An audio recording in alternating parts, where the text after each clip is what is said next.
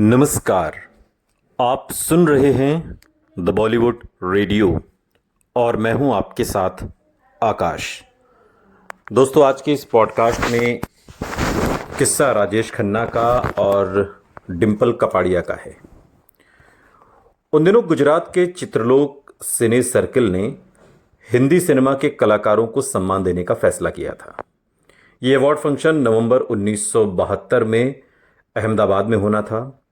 राजेश खन्ना को भी इसमें एक अवार्ड मिलना था। समारोह के दिन राजेश खन्ना समेत कई कलाकारों और निर्माताओं को लेकर एक चार्टर्ड प्लेन ने बंबई से अहमदाबाद के लिए उड़ान भरी। राज कपूर की फिल्म बॉबी की हीरोइन डिंपल कपाड़िया भी इस प्लेन में सवार थीं। राजेश खन्ना बताते हैं कि मैं डिंपल को तब से जानता था जब वो एक छोटी बच्ची थी, और फिर एक दिन एक पार्टी में मेरी नज़र इस लंबी टीनेजर लड़की पर पड़ी। इस लड़की की खूबसूरती और ग्रेस मैं देखता रह गया। वो महिलाओं के ग्रुप में बैठी थी और जैसे ही वो खड़ी हुई उसकी नज़र मुझ पर पड़ी और मेरे दिल में जैसे कुछ हुआ। उस पल मुझे एहसास हुआ कि मेरी जिंदगी की मोहब्बत के पिछले सभी चैप्टर हमेशा के लिए बंद हो चुके हैं, कभी ना खुलने के लिए। वो चैप्टर अब बंद हैं। और कुछ देर के बाद मुझे पता चला कि ये कपाड़िया की बेटी है, जिसे मैं सालों से जानता हूं। उसी रात समारोह से वापस बंबई लौटते समय फ्लाइट में डिंपल की बगल वाली सीट खाली थी। राजेश खन्ना आए और डिंपल से पूछा, क्या मैं यहां बैठ सकता हूं? डिंपल ने जवाब दिया, श्योर सर। और इस सफ़र के दौरान दोनों में बहुत बातें हुई, कुछ जुबां से निकली तो कुछ आंखों आंखों में ही हो गई। देश का सबसे बड़ा रोमांटिक सुपरस्टार आसमान की ऊंचाइयों में अपने उससे मुस्कुराकर बात कर रहा था, और ये उसकी किसी रोमांटिक फिल्म के खूबसूरत सीन जैसा था या फिर किसी ख्वाब जैसा। बंबई पहुंचने के बाद राजेश खन्ना अपनी फिल्मों की शूटिंग में बेहद व्यस्त हो गए और वो रोज़ अब देर रात घर लौटते थे।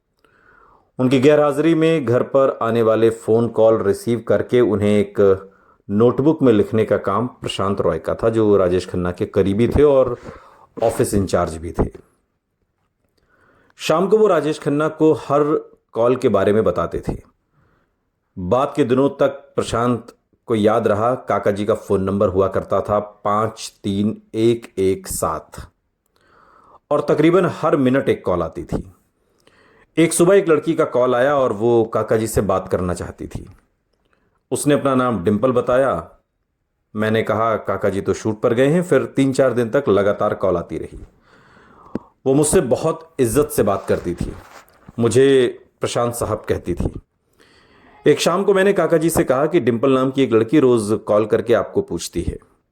काका जी मुस्कुरा दिए और बोले, हाँ हाँ, वो बॉबी की हीरोइन है, उसकी कॉल ठीक से अटेंड किया करो। और कुछ दिन के बाद चुन्नी भाई कपाड़िया राजेश खन्ना के बंगले आशीर्वाद आए। उनके साथ एक लड़की भी थी।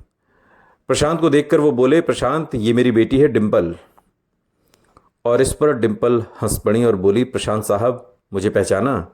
हमारी कई बार बात हो चुकी है। प्रशांत रॉय हंस पड़े और मेहमानों को घर के अंदर ले गए। ये डिंपल का आशीर्वाद में पहला कदम था। सुपरस्टार और बॉबी की हीरोइन की मुलाकातें अब शुरू हो चुकी थीं। ये खबर ज़्यादा दिनों तक मीडिया से दूर नहीं रही। जल्दी ही दोनों के अफेयर की खबरें फिल्म पत्रिकाओं का हिस्सा बनने लगीं। राजेश खन्ना और अंजू ने अपना 7 साल का रिश्ता तोड़ा नहीं था। पुराने रिश्तों को तोड़ना यूं आसान भी नहीं होता, लेकिन दोनों के बीच शक अपनी जगह बनाने लगा था।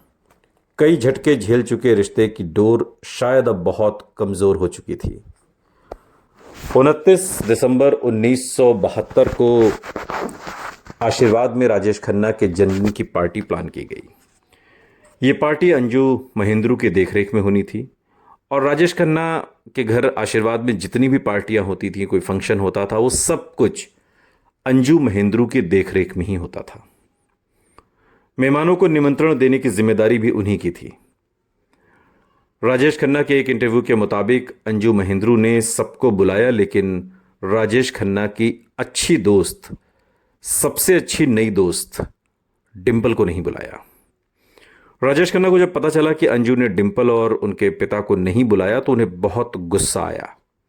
उन्होंने खुद फोन करके डिंपल और उनके पिता चुन्नी भाई कपाड़िया को आमंत्रित किया। जब डिंपल पार्टी में पहुंची तो अंजू दरवाजे के पास मेहमानों के स्वागत के लिए मौजूद थी।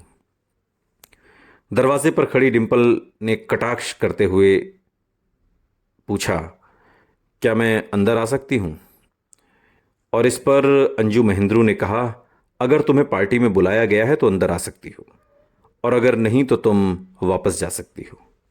सालों बाद एक इंटरव्यू में अंजू महेंद्रू ने उस शाम को याद करते हुए कहा, राजेश खन्ना और डिंपल के अफेयर की लगातार आती खबरों से अंजू पहले ही परेशान थी।